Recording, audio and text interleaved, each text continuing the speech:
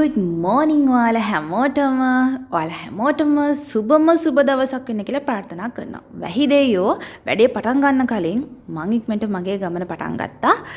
උදේම class එකක් තියෙනවා. Class එක ඉවරුනාට පස්සේ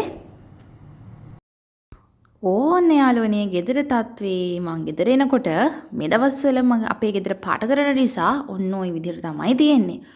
ඔක්කොටම කලින් මෙන්න මේ කරදරකාරයවත් ගහකින් තිබ්බා නැත්නම් ඉතින් කහ තමයි වැඩ කරන්න වෙන්නේ.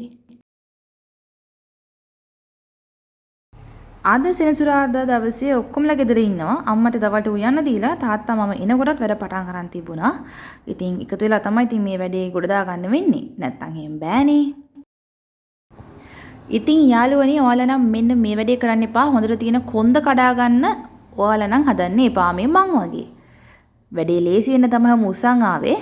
දැන් තියෙන්නේ ඉතින් අතු ගන්න පටන් ගන්න.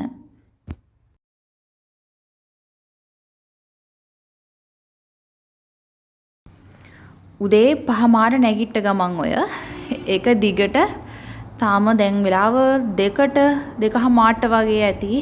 මේක ඉවර කරලම ලොකු බත් පිගානක් කන්න ඕනේ කියලා තමයි හිතාගෙන. මොකද උදේට කාලත් නැහැ. බලමු ඉතින් ඔය ඔක්කොම කරන්න ඕනේ.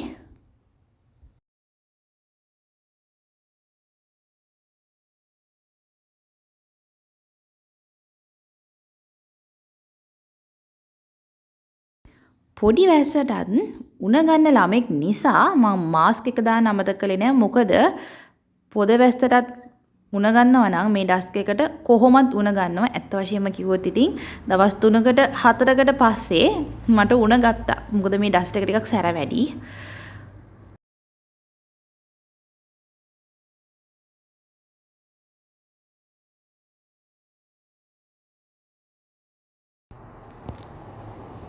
තාතත් එක කයියක් ගහන්න ගොඩාක් වෙලාවට අවස්ථාවක් නැති නිසා ඔන්න ඔය ඕබුදූපයක් කිය වැඩ ඉක්මන් කළා.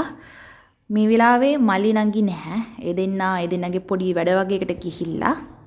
කොහොම තමයි ඉතින් ගෙවල් හදලා ගෙවල් අන්තිමට ගෙවල් නඩත්තු කරන්න ගියාම ඉතින් හදනවට වඩා කාලයක් යනවා ගෙවල් නඩත්තු කරන්න. ඔය ඉතින් අපි පොඩි කාලේ අපේ අම්මයි තාත්තයි වෙන්නේ නැතිනේ. ඔය තනියම කරන්නේ නැත්තේ. දැන් නම් හිතෙනවා කොහොම මේ කාලේ කළාද දන්නේ නැහැ කියලා. දැන් ඉතින් අපි 5 දෙනා වැඩ බෙදාගෙන කරන හින්දා ෂේප් ඒ කාලේ හිතන්නවත් බෑ කොහොමද කළේ කියලා. අපි 3 දෙනා චූටි කාලේ. යාළුවනේ බත් එක ලොකු උනාට කරන්න දෙයක් නැහැ. මම තාම ඩයට් කරන්න පටන් ගත්තේ නැති නිසා ඉස්සෙල්ලාම බඩ පුරවගෙන ඉන්න ඕනේ මොනවා කරන්නත් කලින්. ඊළඟට මෙන්න මේ ටික ඉවර කළාට පස්සේ දැන් නම් හොඳටම හති. ආයි හැන්දෑවටයි රැටයි කරන්න තියෙන වැඩ ටික මතක් කර සින්දුවක් කිය තමයි ওই වැඩ ටික ඉවර කරන්නේ. මට වැඩක් තියෙනවා.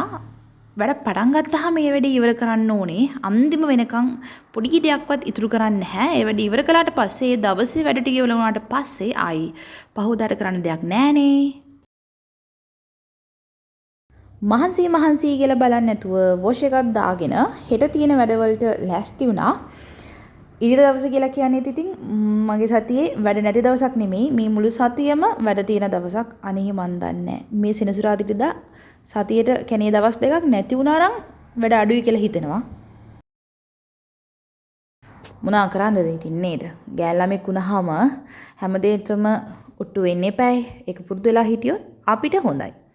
දැන් තියෙන මගේ දවසේ අවසාන සහ මම කරන්න ආසම වැඩේ ඒ තමයි බුදුන් වදින එක.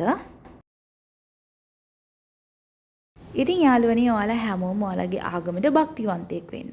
දුකට සැපට අපිට ශක්තියක් වෙන්නේ අපි ඒ ආගම තුල භක්තිවන්තයෙක් වුණොත් විතරයි. මොකද අපේ හිතට හයියක් ලැබෙන්නේ අන්න ඒ නිසා.